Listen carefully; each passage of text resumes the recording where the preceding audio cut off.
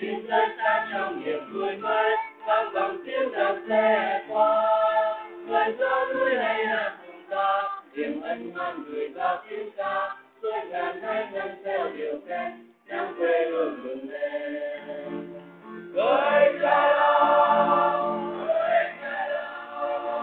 người rừng núi đi về tổ quốc đừng ta ưu về mùa thị thao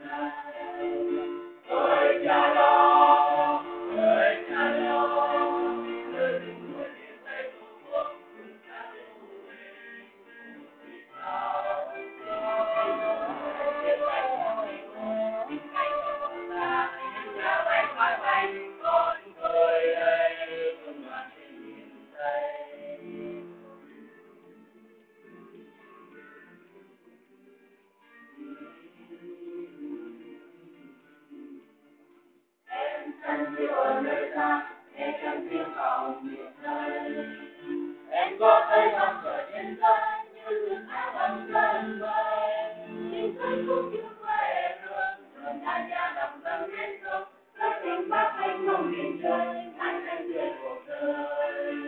người cha đó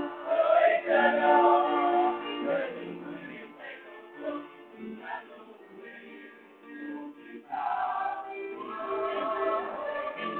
về những cánh cờ ta những nhà bay quá bay có chúng tôi đây vững vàng trên miền tây đền cha đó đền người ơi vì thân lạc mẹ hãy tình ta đó chào ta tình yêu quê hương